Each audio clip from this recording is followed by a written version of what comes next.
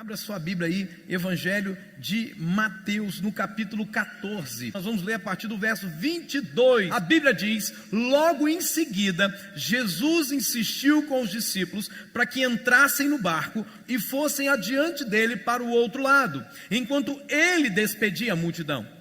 Tendo despedido a multidão, subiu sozinho a um monte para orar. Olha que coisa tremenda, irmãos. E ao anoitecer, ele estava ali sozinho, mas o barco já estava a considerável distância da terra, fustigado pelas ondas, porque o vento soprava contra ele, contra o barco. Alta madrugada, Jesus dirigiu-se a eles andando sobre o mar. Quando o viram andando sobre o mar, ficaram atemorizados e disseram: é um fantasma, e gritaram de medo. Lembrando que eram só mulheres que estavam naquele barco, né, irmãos? Era só mulher que estava ali, né? Irmãos, 12 homens batendo o joelho no barco. Meu Deus, é um fantasma, irmão. Olha aí, que irmão aí, que a criança chora e a mãe não vê, não é verdade, irmãos? Vamos lá, irmãos. Então, mas Jesus imediatamente lhes disse: coragem, sou eu, não tenham medo. Senhor, disse Pedro, se és tu, manda-me ir ao teu encontro por sobre as águas. Venha, respondeu ele. Então Pedro saiu do barco, andou sobre as águas e foi na direção de Jesus. Mas quando reparou no vento, ficou com medo e, começando a afundar, gritou: Senhor, salva-me! Imediatamente Jesus estendeu a mão e o segurou e disse: homem de pequena fé, por que você duvidou? E quando entraram no barco, o vento cessou. Então os que estavam no barco o adoraram, dizendo: verdadeiramente tu és o Filho de Deus. Amém. Vamos dizer essas palavras: verdadeiramente tu és o Filho de Deus. Mais uma vez eu quero lembrar você que eram só homens que estavam no barco, viu? Só homens. Essas coisas que a vida reserva para a gente rir, né? Imagina Mateus aqui, irmãos, o evangelista, o homem que escreveu esse primeiro evangelho. Imagina Mateus tendo que incluir no texto, irmão, que ele gritou de medo porque era um fantasma que ele pensava que era. Olha só isso, irmãos, isso é tremendo.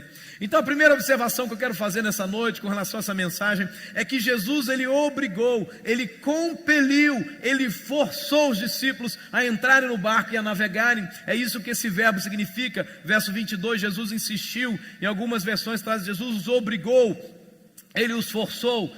E, irmãos, a grande verdade é que Jesus empurra os discípulos para uma circunstância. Diga isso comigo: Jesus empurrou os discípulos para uma circunstância. E o que isso significa para nós, irmãos, é que muitas vezes, quando Deus quer trabalhar na minha fé, quando Deus quer trabalhar na sua fé, Ele nos empurra para algumas circunstâncias que a gente não consegue prever, que a gente não consegue imaginar, e que a gente por nós mesmos jamais iria para lá. Então Jesus nos leva porque Ele quer trabalhar a nossa fé. Sabe, queridos, essa luta que você passa hoje, sabe essa dificuldade que você está enfrentando, olha, pode crer com toda certeza que Jesus está empurrando você para essa circunstância, porque Ele quer trabalhar na sua fé. Ele quer trabalhar na sua fé.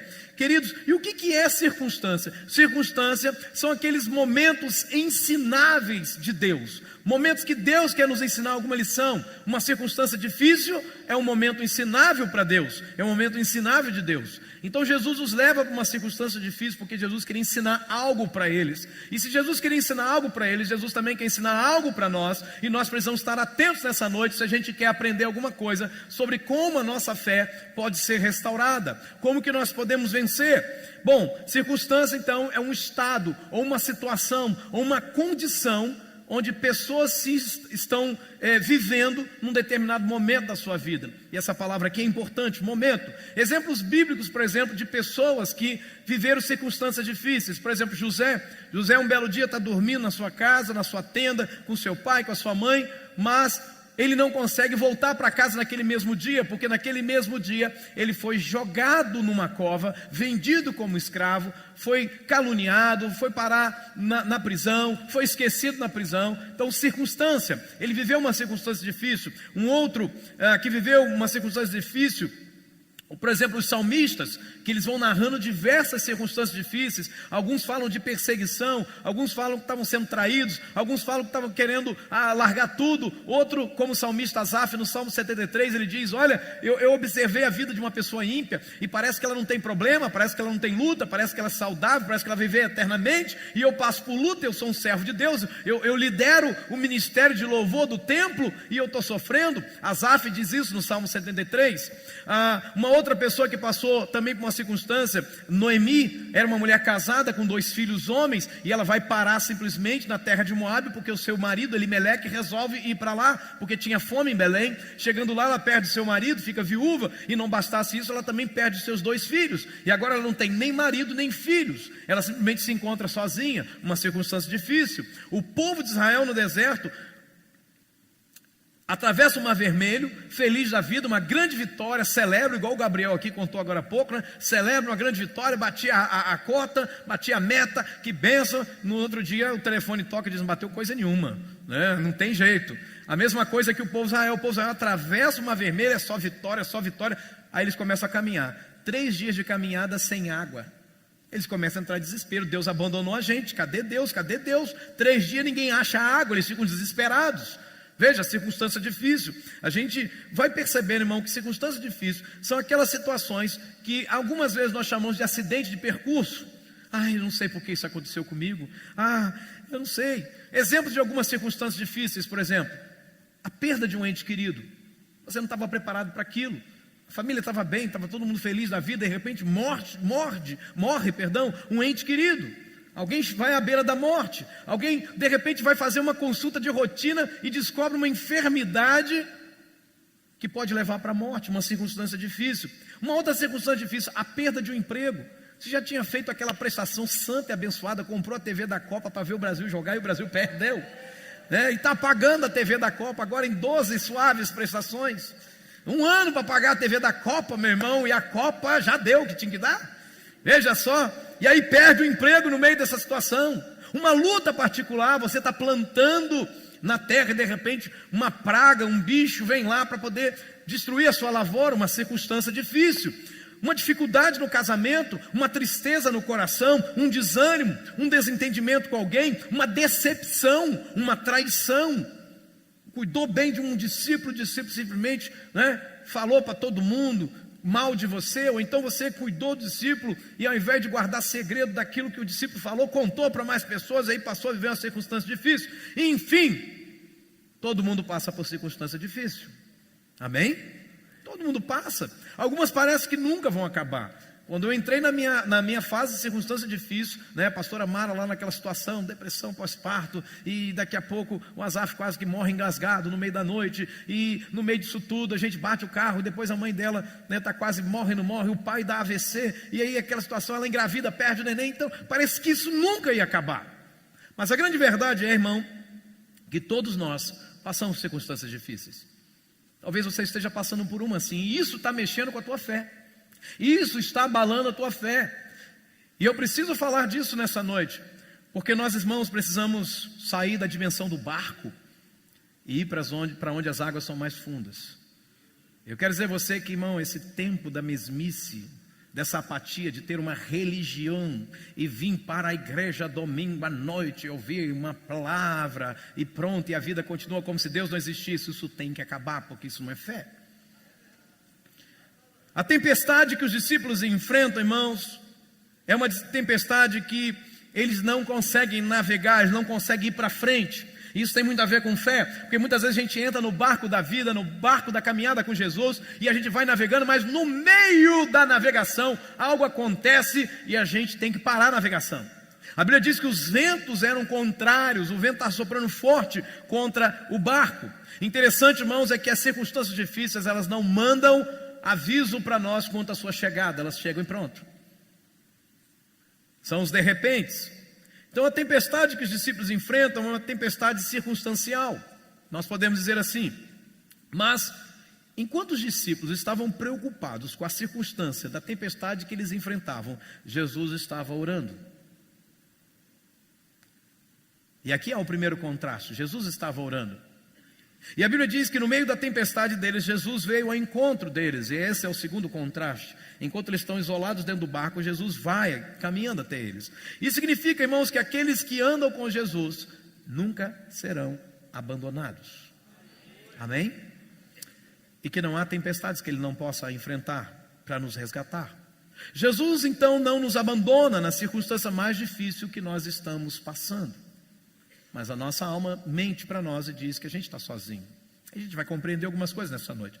Então os discípulos estão atemorizados, lembrando que só tinha homens no barco. Eles estão atemorizados, mas Pedro resolve ter uma atitude de fé. Ele crê na palavra de Jesus e abandona a segurança do barco para ir até Jesus por sobre as águas. E aqui tem algo importante. Jesus vem caminhando sobre as águas. Os discípulos estão atemorizados, Jesus está ali. Pedro então ouve a voz do mestre dizendo: coragem, não tenham medo, sou eu, vocês não precisam ter medo de nada. Mas Pedro fala assim: Senhor, se é o Senhor, então me manda ir ter contigo sobre as águas. E aqui tem algo importante para nós, irmãos. Não foi a fé que fez Pedro sair do barco, foi a obediência. Porque, meu irmão, a obediência tem o poder de levar você aonde a tua fé não pode te levar, aonde você não tem fé para chegar. Se tão somente você decidir obedecer. Lembre-se que Pedro está dentro do barco, ele não consegue ver Jesus, porque a pergunta dele para Jesus, ou a argumentação dele para Jesus é: se é o Senhor, que eu não sei que é, porque eu não consigo ver, mas se é o Senhor, me manda ir ter contigo por sobre as águas. E Jesus do outro lado falou: ok, venha. E Pedro então, na obediência, tira o pé do barco e põe sobre a água, e de repente não afunda. E ele coloca o segundo pé e de repente não afunda. E ele então começa a andar. O que faz Pedro andar não foi a fé, foi a obediência. Pedro resolve caminhar pela circunstância do vento contrário da tempestade. Ele crê na palavra de Jesus e abandona a segurança do barco e vai caminhando até Jesus. Uma fé maior que aquela fé que os discípulos tinham naquele momento. Pedro então sai do barco e caminha sobre as ondas do mar. E essa obediência de Pedro agora é provada no meio da caminhada. Pedro vai debaixo da palavra de Jesus. Pedro não vai debaixo daquilo que ele pensava, mas ele vai debaixo da palavra de Jesus. Mas Pedro sabia, porque em Lucas capítulo 5, Pedro estava de novo com Jesus no barco. Era uma outra circunstância. Pedro já tinha lavado as redes e Jesus pede o barco dele para poder usar como púlpito para pregar. E Jesus então prega e depois vira para Pedro e fala assim: Pedro, vamos para onde as águas são mais fundas. E Pedro olha para Jesus e fala: Jesus, eu já fiz tudo o que eu podia fazer, pesquei a madrugada inteira e não peguei nada. Então Jesus olha para ele e diz: mas vamos. E ele olha para Jesus e diz: tudo bem, já que é o Senhor que está mandando, então eu vou. Então Pedro sabia que aquilo que Jesus diz, você pode obedecer, porque Ele garante, Ele paga a conta no final. Você está entendendo isso? Amém ou não amém? Agora Pedro afunda no meio da caminhada. Agora, quantos estão afundados na sua fé? Quantos começaram a caminhar bem, começaram até, quem sabe, imagino Pedro, irmão, aqui cá com os meus botões, hoje eu tenho botão, então cá com os meus botões, eu imagino Pedro dando uma caminhadinha na água e olhando para os discípulos que ficaram no barco e fazendo uma determinada careta, talvez. Andei, e vocês não? E ele lá. Mas ele afunda. Quanta gente começa a caminhar bem e até, de certa forma, zomba de alguém que não tem fé suficiente, que não tem obediência, e diz: olha, eu tenho mais fé, o diabo nunca vai me derrubar. O diabo pode derrubar aquelas pessoas que ficaram lá no barco, mas eu não. Quantos dizem isso e pouco tempo depois caem, pouco tempo depois tropeçam, pouco tempo depois afundam? Então a pergunta nessa noite, que vai nortear todo esse sermão, é: o que é preciso para que a fé seja restaurada? O que é preciso para restaurar a fé? Partindo da verdade, irmãos, que a nossa fé, ela é provada nas circunstâncias. Então eu quero pensar com você nessa noite que para restaurar a fé, algumas coisas são necessárias. Qual seria a primeira coisa necessária para que a minha fé e a sua fé seja restaurada? Olhando para o texto bíblico, lá no verso 30, a Bíblia diz que quando Pedro, e esse aqui tem um mas, porém, porque no verso 29 diz que ele sai do barco e anda sobre as águas, indo na direção de Jesus. Mas o verso 30 diz: no entanto, entretanto, mas, quando ele reparou no vento, ficou com medo e começou a afundar. Você está entendendo isso, amém? O que é preciso fazer para a gente ter uma fé restaurada? Se você está vivendo esse tempo onde sua fé, sabe, você não tem crido como antes, você não tem acreditado como antes, e isso está influenciando toda a sua história. A primeira coisa que eu encontro no texto bíblico é que se eu quero ter uma fé restaurada, eu preciso parar de fixar os olhos na circunstância. Eu quero te ajudar com uma coisa. Quando Pedro estava dentro do barco, tinha vento? Sim ou não? Sim? Sim? Claro que sim. A Bíblia diz no verso 23 que Jesus sobe para orar, e o 24 diz que o barco estava a considerável distância, fustigado pelas ondas, porque o vento soprava contra ele. Então veja, tinha vento quando Pedro estava dentro do barco. Quando Pedro, irmãos, ouviu a voz de Jesus dizendo: coragem, não tenham medo, tinha vento, sim ou não? Sim. Quando Pedro ouviu a voz de Jesus dizendo: venha, e ele põe a primeira perna, supondo que Pedro seja destro, ele põe a primeira perna para fora do barco, tinha vento, sim ou não? Tinha. A segunda perna tinha vento? Então o que nós podemos concluir? É que o vento sempre esteve lá. A questão é que Pedro desviou os olhos dele de Jesus e colocou no vento. Sabe por que a nossa fé muitas vezes diminui? Sabe por que muitas vezes nós nos sentimos, apertados, pressionados contra a nossa fé? É porque a gente está olhando demais para a nossa circunstância. Sabe, às vezes eu converso com algumas pessoas que elas relatam mais os problemas do que aquilo que Jesus pode fazer por elas. Elas relatam mais a dificuldade, elas conseguem abrir a boca e profetizar contra elas mesmas. Pastor, a coisa está complicada, hein? Está muito difícil. Pastor, não sei não, do jeito que está, para mim não vejo solução. Que tipo de fé você tem, meu irmão? Que tipo de fé você tem, minha irmã? Em que você crê?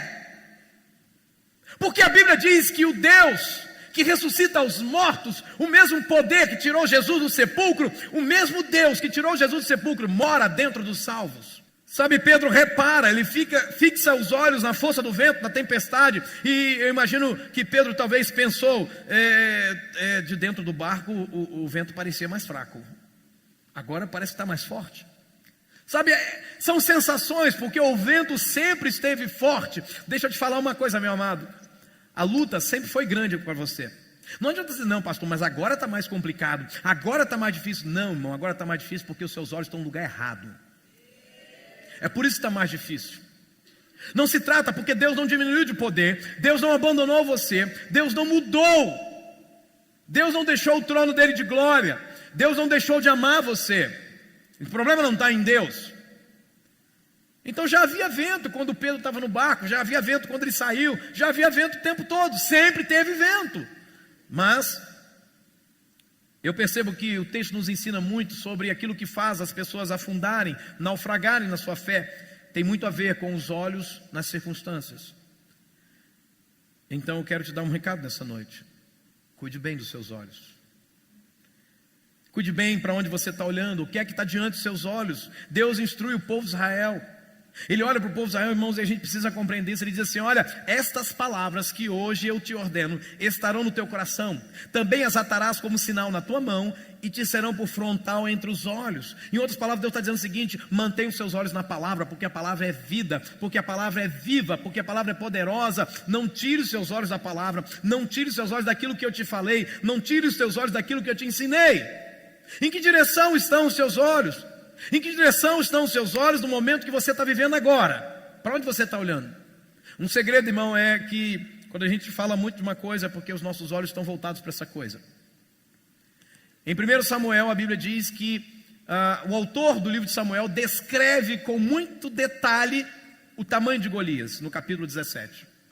Ele tinha uma armadura assim, ele tinha uma caneleira assim, ele tinha uma couraça desse jeito, ele carregava uma espada assim, ele tinha o sujeito que carregava o escudo para ele, ele tinha uma descrição perfeita. Ele tinha 2,92 metros de altura, né, fazendo a conversão, sabe? E a gente vai vendo as pessoas descrevendo. Por quê? Porque aquilo que a gente anda falando muito, irmãos, é para onde a gente está olhando muito. Se tudo que você vê, irmão, é só dificuldade, você vai ficar falando disso o tempo todo. Você vai relatar isso o tempo todo. E isso vai mexer com a tua fé. Você vai chegar a pensar que Deus não te ama, que Deus diminuiu de poder, que Deus não pode fazer nada por você. Quando eu olho para a Bíblia, eu vejo Agar sentada debaixo de uma árvore junto com o seu filho Ismael e dizendo, Agar era uma escrava de Abraão, que tem um filho com Abraão, e está lá com seu filho Ismael. Ela diz, agora já chega, eu vou ficar sentada aqui, vou morrer. Mas o anjo vem até ela e fala para ela assim, levanta os olhos. Tem anjo aqui nessa noite, irmão? Então vira para o teu vizinho e diga, levante os olhos. Levante os olhos. E a Bíblia diz que Agar levantou os olhos e viu um poço com muita água quando ela estava no deserto com seu filho Ismael. A Bíblia diz que Abraão estava na tenda e acreditava que não tinha mais jeito, que ele não ia ter mais filhos, que não ia ter descendência. A Bíblia diz em Gênesis capítulo 15 que Deus chega até Abraão e faz para Abraão um convite. Abraão sai da tenda e olhe para o céu. Saia do seu lugar de limite, olhe para um lugar que não tem limites. Um outro dia, agora Abraão está com seu filho. Deus diz para ele, Abraão, dá-me teu filho. Abraão sobe o monte Moriá para sacrificar o seu filho Isaque. E a Bíblia diz que Abraão levantou os olhos, quando o anjo bradou, e ele levantou os olhos e viu no meio dos galhos um cordeiro preso pelo seu chifre. A pergunta é, aquele cordeiro foi colocado lá quando? Naquela hora? Não, o cordeiro sempre esteve lá, ele que não tinha visto. Deixa eu te falar, o cordeiro sempre esteve na sua vida, você que não tem visto. Levanta os seus olhos que o cordeiro está lá. O livramento de Deus está lá, a saída de Deus está lá, a porta de saída de Deus está lá. Levanta os seus olhos, levanta os seus olhos. Pare de fixar os seus olhos na circunstância. A Bíblia diz que José tinha olhos no Senhor. Caso contrário, meu irmão, ele teria trocado as promessas que Deus fez para ele por uma noite de prazer com a mulher de Potifar. Mas ele não faz, porque ele sabia aonde estavam os olhos dele. Porque circunstância, irmão, não é só uma coisa que é ruim, não. Às vezes tem circunstâncias aparentemente boas, prazerosas, mas que podem arrancar da gente toda a nossa história, tudo que Deus tem para nós. E tem gente trocando as coisas de Deus por um prato de lentilha, por um prazer de um momento. Então levante seus olhos. Seus olhos precisam estar postos em Cristo. A Bíblia diz que nós fomos chamados para olhar para aquele que é eterno. Em Hebreus 12:2 diz, olhando de que maneira? Firmemente, não é apenas olhar firmemente. Firmemente para o autor e consumador da fé, e ele diz quem é, para que não haja dúvidas, Jesus, o qual em troca da alegria que lhe estava proposta, suportou a cruz, não fazendo caso da ignomínia, e está sentado à destra do trono de Deus. O que quer dizer isso? Cristo venceu a circunstância. Ele não fez caso da circunstância que ele estava vivendo. Ele não ficou olhando para a dificuldade, para a vergonha que ele estava sofrendo, para a vergonha da cruz, mas ele olhou para a alegria que estava proposta para ele. A Bíblia diz, tu verás o fruto do seu penoso trabalho e te alegrarás. Aleluia. E qual é o fruto do penoso trabalho de Jesus, irmão? Olhe para o teu vizinho, olhe para você, somos nós. Esse é o fruto do penoso trabalho de Jesus. A morte dele na cruz é a nossa salvação. Ele olha para mim e para você hoje e diz, valeu a pena. Aleluia. Cristo venceu a circunstância. Ele não fez caso da circunstância que ele estava vivendo, que era a vergonha da cruz, mas ele olhou para a alegria que estava diante dele como proposta. Salmo 121. Salmo 121, o salmista começa dizendo o seguinte, eu elevo os meus olhos para os montes. E há muita montanha ao meu redor. E Jerusalém é uma cidade que em volta dela tem muitas montanhas. Ele diz, eu estou vendo as montanhas. E é da montanha, meu irmão, que vem o inimigo. Do alto, que você não imagina. De lá ele pode pegar você no vale. Ele diz, eu elevo os meus olhos para os montes. E fico perguntando, de onde vai vir o meu socorro? De onde vai vir o meu socorro? Mas ele mesmo responde, o meu socorro vem do Senhor que fez os céus e a terra. Aleluia! Eu elevo os meus olhos para os montes. Mas eu levo os meus olhos acima dos montes. Deus é maior que as montanhas. Deus é maior que as montanhas. Eu vejo o Senhor além das montanhas. Aleluia. Sabe, quando as trevas se aproximarem, o segredo para você continuar de pé é não tirar os olhos da luz. Então, não tire os olhos da luz. Tem gente que passa a olhar mais as trevas, porque as trevas se aproximam, pressionam. Ah, pastor, a luta está muito grande, mas nós servimos a um Deus que dá a vitória para o seu povo. Ah, a luta é muito grande, mas olha, nós vimos a um Deus que nunca perdeu uma batalha. Dá um exemplo de derrota que Jesus sofreu. Não existe. O que é preciso para restaurar a fé? Diga comigo. Não fixar os olhos nas circunstâncias. Diga isso. Não fixar os olhos nas circunstâncias. Para de falar desse problema, irmão. O problema todo mundo já sabe que você está vivendo. Para de falar dele. Para de falar da dificuldade. Começa a falar o que Jesus vai fazer na tua vida. Começa a falar. Começa a dizer, não, pastor, mas eu não tenho fé, pastor. Eu estou naquele negócio que o senhor falou, então obedeça. Ele falou o quê?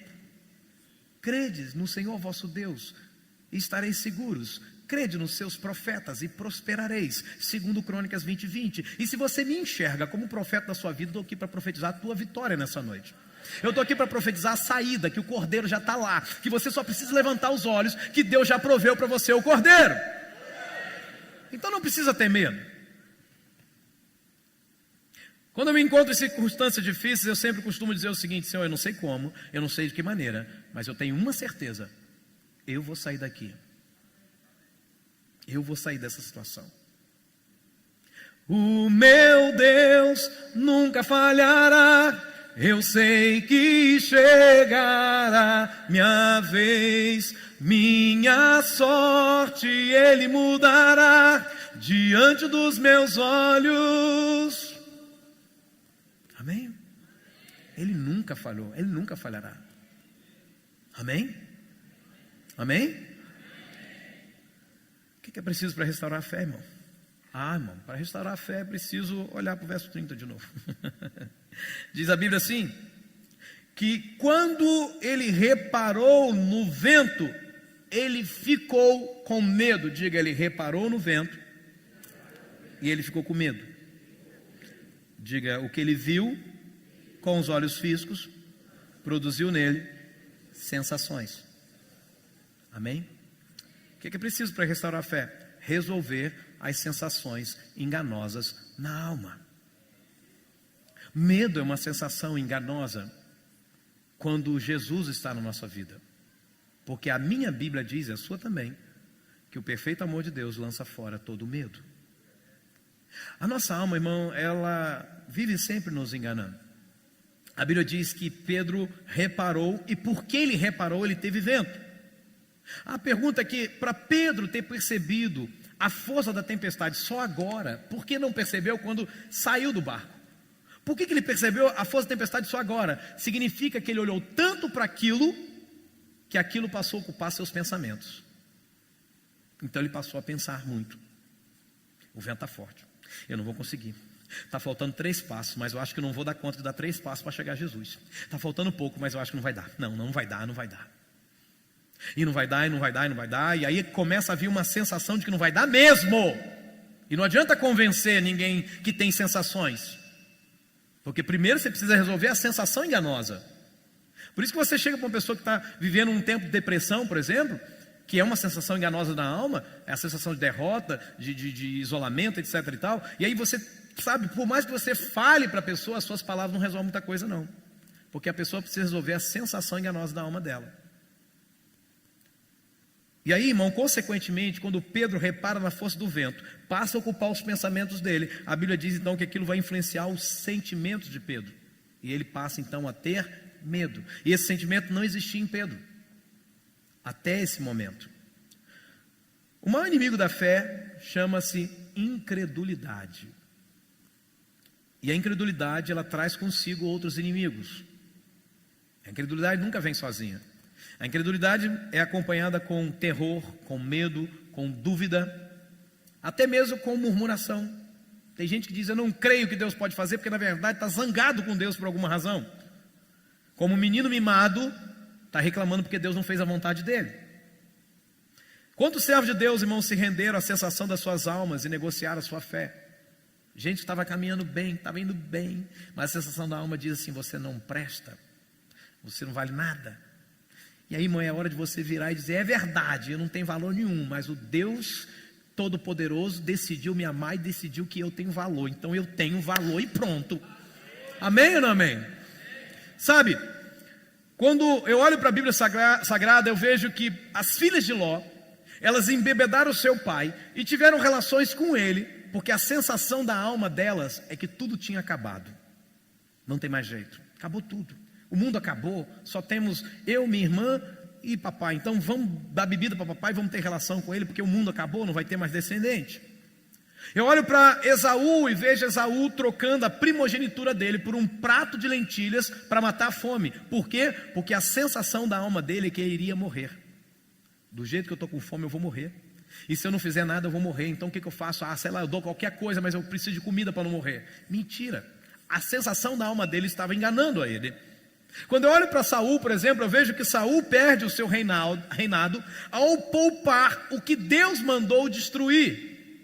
Ele poupa Agag, que era rei dos amalequitas, e ele poupa também os bens que ele deveria ter tomado e eliminado, como Deus ordenou. Por quê? Porque a sensação da alma de Saul era que o exército dele iria se revoltar contra ele. Foi isso que ele falou quando Samuel chegou. Ele disse: olha, eu fiz isso porque o exército falou até me matar, e eu tive a sensação que eu ia morrer mesmo. Então, para não morrer, eu tinha que fazer uma coisa, mas era só mentira da alma dele. Eu olho, por exemplo, para Judas, e eu vejo que Judas traz Jesus, vendendo-o e o entregando aos sacerdotes e mestres da lei. Por quê? Porque a sensação de Judas, da alma de Judas, era que o líder dele o humilhou na frente de todo mundo no jantar lá na casa de Simão, lá em Betânia. E a sensação de Judas é: Jesus me humilhou, Jesus não me ama mais, Jesus, o meu líder me humilhou na frente de todo mundo, então ele não presta mais. Então a sensação da alma de Judas fez com que Judas traísse Jesus e vendesse Jesus. Há pessoas que baseiam as suas decisões eternas pela sensação produzida pela circunstância que estão vivendo. Um exemplo: às vezes uma pessoa está envolvida com tanta dívida, que ela resolve cometer suicídio por conta das dívidas. E dependendo do caso, ela não imagina que ela vai piorar a situação da família dela, porque quem vai ter que pagar é a família. Porque a alma começa a dizer: você não vai conseguir pagar, você não vai conseguir, não tem jeito. A alma começa a dizer isso, e quando as pessoas ficam ouvindo muito a sensação enganosa da alma, vão cometer algum erro. Por exemplo, quando eu olho para a mulher do fluxo de sangue, eu vejo uma ação contrária de todos esses que eu citei agora há pouco. A mulher do fluxo de sangue, ela estava 12 anos enferma. Os médicos tentaram de todos os jeitos curá-la e não conseguiram. A Bíblia diz que ela gastou todo o dinheiro dela com os médicos durante 12 anos de tentativa e ela não conseguiu. Mas ela ouve falar que Jesus de Nazaré está passando ali, e ela larga tudo e vai correndo, porque ela disse no coração dela: se eu tão somente tocar na orla das vestes dele, eu vou ser curada. E a Bíblia diz que ela tocou nas orlas das vestes de Jesus e ela foi curada. Por quê? Porque ela decidiu não se render à sensação da alma dela, que dizia que você nunca vai ser curada. Eu quero dar um conselho para você que está lutando contra alguma enfermidade, contra alguma situação, que já se passaram pelo menos 12 anos. Você se enquadra nesse texto. Se já passaram pelo menos 12 anos de você lutando por algo, então deixa eu dar um conselho de quem ama: continue lutando, porque tem jeito. Ah, pastor, se não tiver jeito, pelo menos você tentou. Pelo menos você chegou até o fim da sua vida dizendo o seguinte: eu lutei. Às vezes tem mulheres que reclamam: eu estou lutando com meu marido, já tem 5 anos que eu luto, ele não se converte. 5 anos. A minha sogra lutou 23. Abraão teve que esperar 25 anos para segurar no colo o filho da promessa. José levou 17 anos, irmão, sofrendo para subir ao trono e ser governador do Egito, como Deus havia prometido para ele no sonho. 17 anos. Perdão, 13 anos, ele tinha 17 quando ele foi levado, com 30 ele subiu ao trono. Um outro irmão, Caleb, com 40 anos Deus fez uma promessa para ele que daria para ele a terra. Ele agora está com 80 anos, e o velhinho abençoado pega da espada e diz: cadê o gigante? Vou cortar a cabeça, porque Deus prometeu, eu estou forte aguardando a promessa. Então a Bíblia diz que ela creu. A Bíblia nos dá uma ordem. Isso aqui não é pedido, é ordem. Colossenses capítulo 1, verso 23. Mas é preciso que vocês continuem fiéis, firmados sobre um alicerce seguro, sem se afastar da esperança que receberam quando ouviram a boa notícia do Evangelho. Você lembra quando a boa notícia do Evangelho chegou ao teu coração? Que Jesus salva o pecador arrependido. Lembra quando isso chegou? Eu lembro. Foi no sofá da minha casa, um sofá pequenino na nossa casa, lá em Campos. A boa notícia do Evangelho chegou à minha vida, mudou a minha história. E a Bíblia está me mandando não me afastar dessa esperança que eu recebi quando eu ouvi a boa notícia do Evangelho. E lembrar que eu preciso continuar firme e fiel, porque eu estou num alicerce seguro. Cristo é a rocha. Então, voltando para o texto. Quando Jesus chegou diante de Pedro e os demais discípulos, ele liberou uma palavra. Qual é a palavra? Qual é a palavra que Jesus liberou quando chegou diante de Pedro e os demais discípulos? A palavra é coragem. Coragem. Coragem. Coragem não é ausência de medo. Coragem é, mesmo tendo medo, eu enfrento. Isto é coragem. Deixa eu falar uma coisa aqui, irmão. Eu estou defendendo agora um artigo científico para a minha faculdade. E o tema que eu escolhi tratar é o tema de ser e coragem, no pensamento de um teólogo chamado Paul Tillich. E é interessante porque coragem é, mesmo a despeito de que a vida é limitada, de que a vida está cheia de tragédia, de que sobreviver é uma luta, de que o normal da coisa são mais as notícias ruins do que as notícias boas. Mesmo assim, coragem é quando você diz, tá bom, eu sei de tudo isso, mas eu decidi crer e eu enfrento a vida porque vale a pena viver. Isso é coragem. É isso que Jesus estava falando para eles. Coragem, ele libera uma palavra, não tenham medo, coragem. Por quê, irmão? Porque Jesus sempre vai chegar na nossa vida com uma palavra de coragem, uma palavra de ânimo. Jesus quer sempre dizer para mim e para você o seguinte: tenha coragem, tenha ânimo. Eu ando sobre as águas, eu posso restaurar a sua fé. Jesus nunca vai chegar até você com uma palavra de desânimo. Jesus nunca vai chegar para você com uma palavra de fracasso. Aliás, irmãos, pelo contrário, a palavra evangelho significa boas notícias de Deus. E a boa notícia é que você não é condenado a morar no inferno, a não ser que você queira. Tem gente que quer. Quando rejeita Jesus, você está dizendo que quer o inferno. Por quê? Porque o inferno é o lugar onde a presença de Deus não é adorada, não é buscada, onde ninguém quer a presença de Deus. Então Deus é tão bom que reservou um lugar para aqueles que não querem a presença dele. E esse lugar tem um nome, chama-se inferno. A palavra de ânimo de Jesus vem sempre acoplada a um desafio. Coragem não é ausência de medo. Coragem é até mesmo admitir que tem medo, mas não se render a ele. Por exemplo, eu me lembro da primeira vez que eu subi no púlpito para pregar, morrendo de medo. E me lembro quando eu saí do púlpito, eu disse, nunca mais eu volto. Nunca mais eu volto. Tem domingo que eu saio daqui e digo, nunca mais eu volto. Mas na terça-feira eu estou de volta pregando. Você está entendendo isso, irmão? Amém? Elias teve medo. Elias fugiu para a caverna, ficou na caverna. E ele achava que era o fim. Mas quando Deus chega até ele, coragem foi quando ele, mesmo com medo, mesmo sabendo que a vida dele estava toda daquele jeito, ele decidiu obedecer a Deus. A pergunta é, como anda a sua alma? Sabe que a alma, assim como o corpo físico, assim como os músculos, ela precisa de repetição, ela precisa de condicionamento. Por isso que você não pode imaginar que você vai resolver numa cartada só. Às vezes Deus faz algo por nós num momento só, mas isso é o momento da enfermaria, que chega, taca uma injeção e a gente já fica melhor. Mas o problema tem que ser tratado na semana seguinte. Você tem que ir procurar um médico e dar continuidade.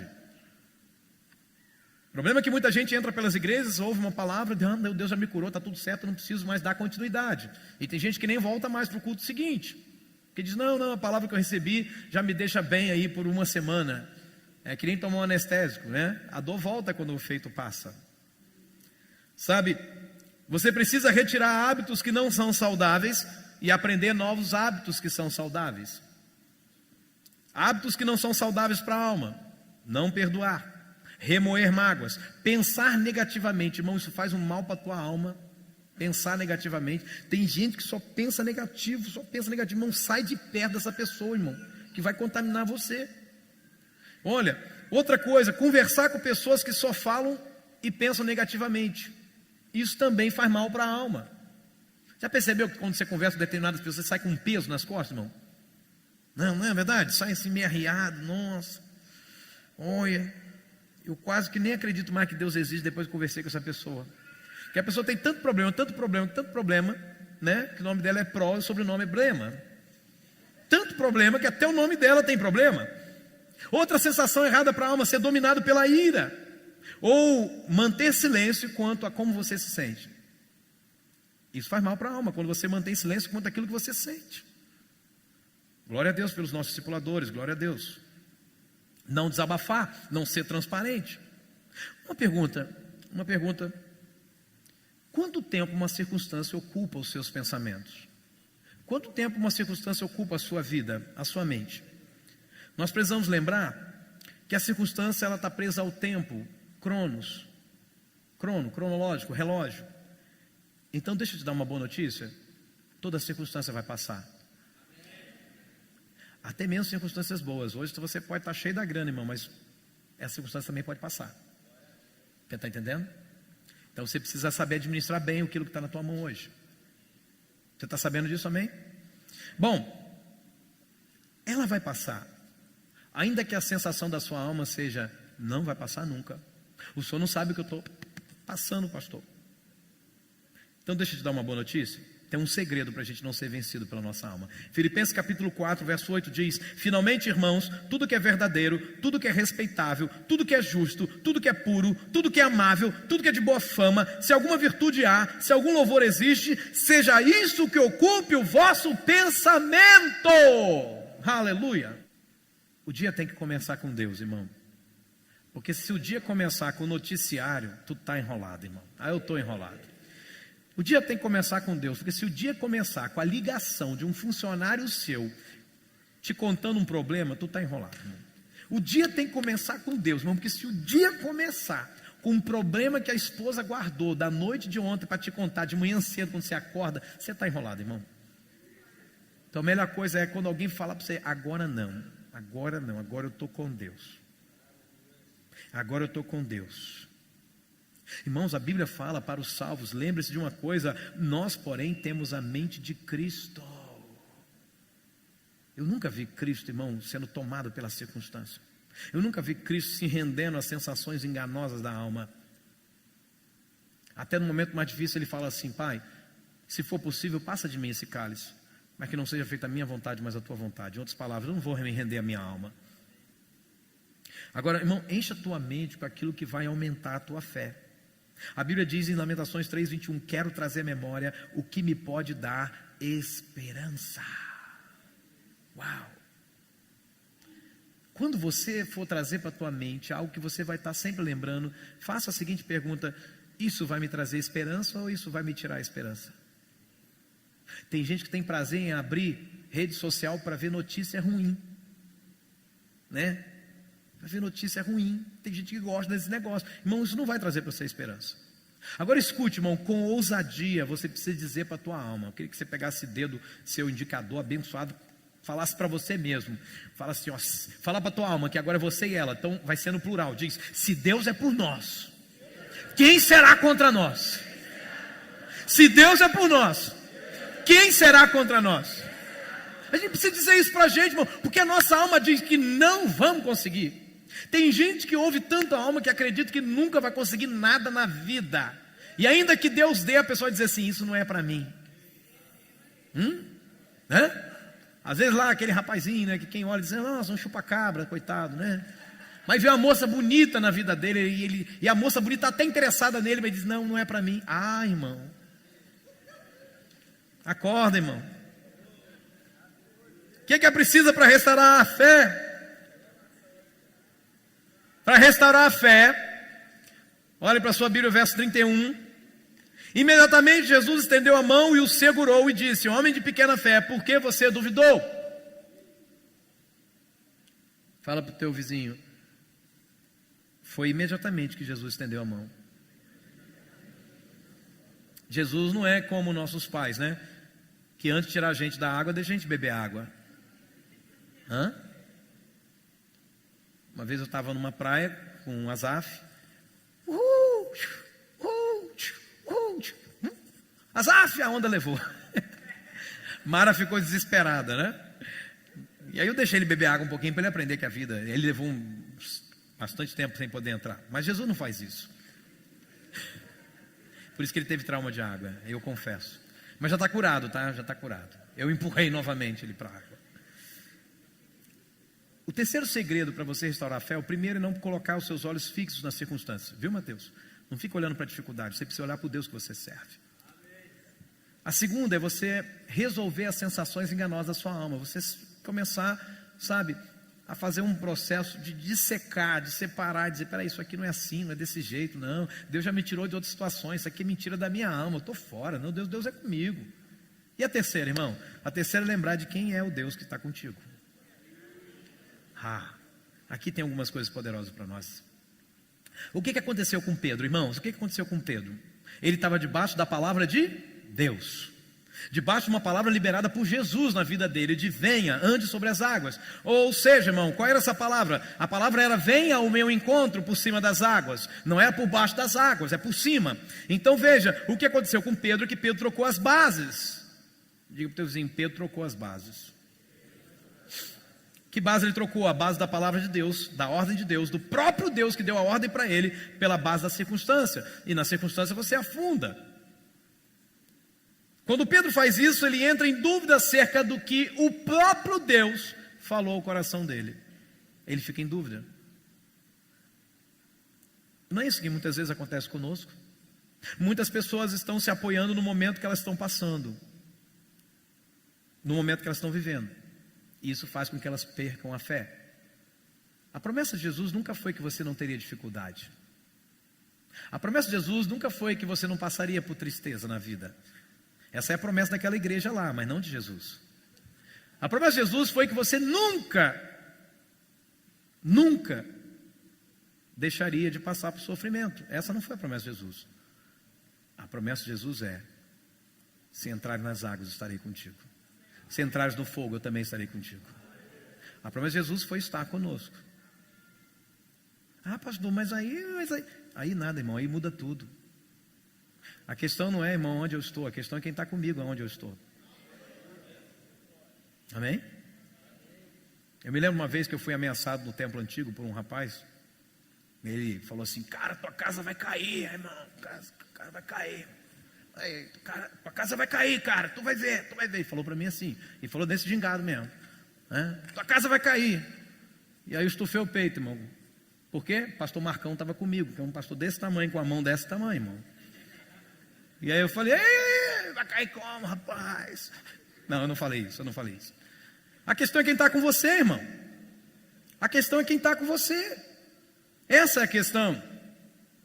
A minha vida não pode ser definida pela circunstância. O salmista diz no Salmo 112: aleluia, bem-aventurado o homem que teme ao Senhor e se compraz nos seus mandamentos. Ele não se atemoriza nas más notícias ou de más notícias. O que a Bíblia está dizendo? Vai ter más notícias, mas ele não se atemoriza, porque o seu coração é firme. Diga: o meu coração é firme. O meu coração é confiante no Senhor. O meu coração está firmado, bem firmado. O meu coração não teme. Aleluia. Bem-aventurado o homem que teme ao Senhor e se compraz nos seus mandamentos. Ele não se atemoriza de más notícias. O seu coração é firme, confiante no Senhor. O seu coração bem firmado não teme.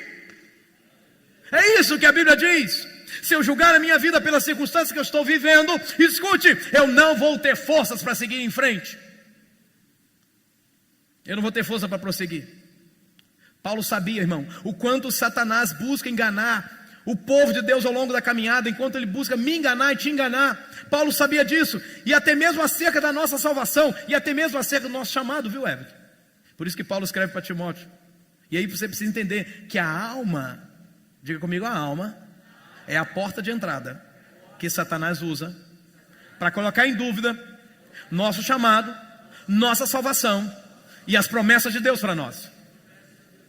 Olha o que ele diz para Timóteo: Timóteo, meu filho, eu entrego essa ordem a você, e ela está de acordo com as palavras da profecia ditas há muito tempo a respeito de você. Houve um culto, houve uma ministração onde palavras proféticas foram liberadas sobre Timóteo, e Paulo está lembrando para ele que essas palavras sejam as suas armas para que você possa combater bem.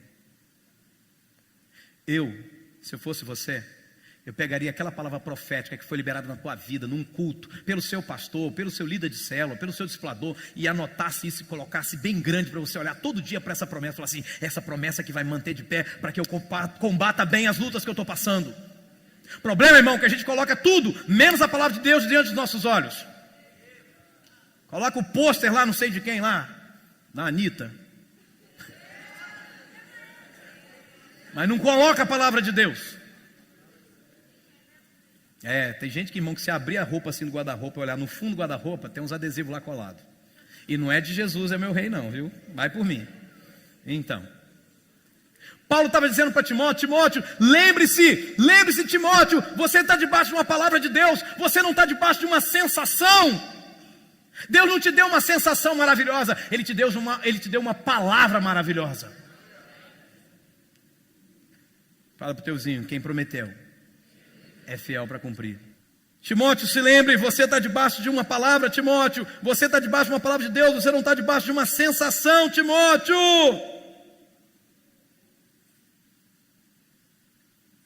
Amém? Se o mundo tenta me parar, eu não vou desanimar, eu confiarei em ti. Continue. Se deserto eu passar, eu não vou desanimar. Onde está a tua fé? Minha fé está firmada no teu Salvador, teu castelo forte. Ele é refúgio.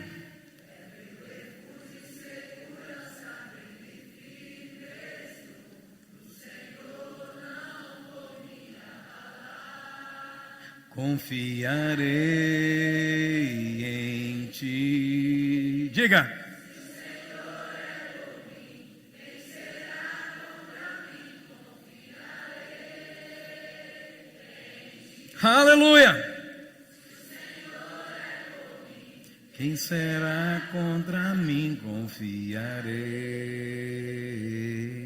Aleluias. Não temerei. Muitas vezes, irmãos, o medo, a incredulidade vem ao nosso coração, porque nós não conhecemos quem é o Senhor que está chamando a gente para fora do barco. O problema está no nível do conhecimento. Os discípulos ficaram atemorizados porque não reconheceram a voz de Jesus. Escute, se você soubesse quem é o Senhor que te chama, você não alimentaria a dúvida e o medo no seu coração. Então deixa eu te ajudar nessa noite. Quem é o Deus que te chama? Quem é o Deus que prometeu a você cumprir promessa na tua vida? Quem é o Deus que prometeu a você transformar a tua história, a tua casa, a tua família? Quem é o Deus que quer salvar você nessa noite? Deixa eu te ajudar. Tito 1:2 diz, o Deus que não pode mentir. Primeira coisa, Deus não mente. Deus não é mente, Deus não é mentiroso, Deus não mente. O que Ele fala, Ele cumpre. Ele tem compromisso com a palavra dEle. Eu sei que pessoas de referência na tua vida já mentiram para você, como já mentiram para mim, mas o meu Deus não mente jamais. Em Josué, capítulo 21, verso 45, a Bíblia diz que nenhuma promessa falhou. De todas as boas palavras que o Senhor falara à casa de Israel, tudo se cumpriu. Então deixa eu te falar uma coisa, tudo que Deus falou acerca de você vai se cumprir, nenhuma vai falhar.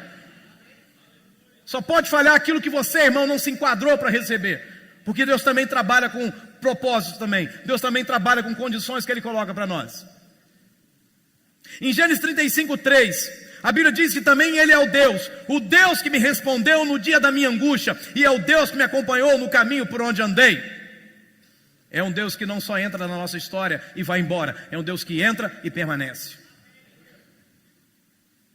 Quando você estiver na circunstância difícil, quando você estiver como já me encontrei uma vez, no corredor de um hospital, o médico chega para dizer que sua mãe está com câncer, no corredor de um hospital, não foi nem numa sala reservada, no meio de todo mundo. Daí você tem que segurar suas emoções, daí você tem que administrar o momento, daí você tem que usar a cabeça, daí você tem que aplicar fé, e daí eu tenho que dizer, Deus está comigo. Quando o médico veio para falar, eu falei, Senhor, fica comigo, porque nós vamos ouvir uma notícia aqui, eu já imagino qual seja, mas eu não me preparei tanto para isso, mas o Senhor está comigo, o Senhor vai me dar condições de ouvir isso. Sabe, meu irmão, você pode dizer, Deus está comigo.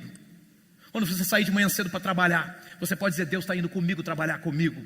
Quando você parar para tomar a sua refeição, Deus está aqui, porque Ele me deu esse alimento. Eu tenho não só alimento para comer, mas tenho saúde para comer. Você está entendendo isso? Amém ou não amém? Deus me respondeu no dia da minha angústia. Então, primeiro, a Bíblia está dizendo que Deus responde você no dia da sua angústia.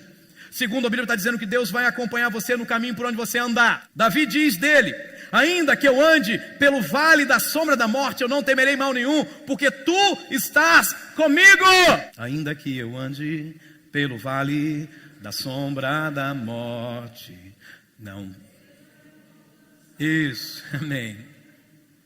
Ainda que eu me encontre bem no meio das tempestades da vida, Não voltarei, pois perto estás. Diga: eu não temerei o mal. Diga: pois o meu Deus comigo está. Isso é declaração de fé. Se o meu Deus comigo está. Levanta tua mão e profetiza: a quem eu temerei, a quem eu temerei. Declare: oh não, nunca me deixou. Oh não, nunca me deixou. Quando o bem ou quando o mal. Oh não, nunca me deixou. Oh, o Senhor nunca me deixou. Não tenha medo, Ele é o teu pastor. Em Hebreus 13:5, Ele tem dito para você, porque Ele tem te dito: de maneira alguma te deixarei, nunca jamais te abandonarei. Ele prometeu. E eu preciso dizer algo nessa noite. Hebreus 10:35, por isso, diante de tudo que Ele é, não abra mão, portanto, da vossa confiança, porque Ele tem grande recompensa para aqueles que confiam nele. Pedro jamais experimentaria o sobrenatural de Deus sem que primeiro ele decidisse ousar e obedecer a palavra de Jesus. Você quer viver o sobrenatural de Deus? A primeira coisa que tem que fazer é obedecer a palavra de Jesus, é entregar a tua vida para Jesus, é alinhar a tua vida com Ele. Ah, eu quero que Deus faça o sobrenatural nas minhas finanças, mas não é dizimista, não é ofertante. Você quer o quê? Só fica falando mal dos seus líderes, do seu pastor. Você quer o quê? Tu vai sofrer. E não é porque eu estou declarando isso, porque é apenas uma consequência. Alinha a tua vida, meu irmão. O sobrenatural de Deus, Pedro só viveu porque ele obedeceu a palavra. Tudo começa na obediência. Nós só vamos experimentar o sobrenatural de Deus se primeiro nós decidirmos obedecer a Deus. Nós só vamos experimentar o sobrenatural se primeiro a gente decidir obedecer a Deus. Não está com o TSD em dia, não está buscando a Deus com prazer e quer viver o sobrenatural de Deus. Não vai, irmão, não vai. Tu vai ver o vizinho vivendo, o outro vizinho vivendo, você não vai viver. Mas não é porque Deus é mau, ai, Deus está me punindo. Não, irmão, é porque você não está alinhado na obediência. De 12 homens que estavam no barco, só um andou sobre as águas. De 12 homens no barco, só um andou sobre as águas. Porque ele era bonzão? Não, porque ele era ousado. Nós já aprendemos que Pedro andou não foi apenas sobre as águas, mas ele andou sobre a palavra de Jesus. E é verdade. Para Pedro andar sobre essa palavra, ele precisava de obediência. Deixa eu te falar uma coisa, como eu disse no início desse sermão. Pedro não tinha fé para sair do barco. Pedro não tinha fé para sair do barco, mas foi a obediência que o fez sair do barco. Talvez você não tenha fé nessa noite para ver milagre de Deus acontecendo na tua vida. Problema, irmão, nenhum problema. Então obedeça. Por obediência eu vou dedicar minha vida ao Senhor. Por obediência eu vou me prostrar aos pés do Senhor. Por obediência eu vou dar minha vida para Ele. Por obediência, por obediência, por obediência. Diga comigo, a minha obediência me leva aonde muitas vezes eu não tenho fé para chegar. Você está entendendo isso? Pare de fixar os olhos na circunstância. Resolva as sensações enganosas da sua alma. E lembre-se quem é o Deus que está contigo.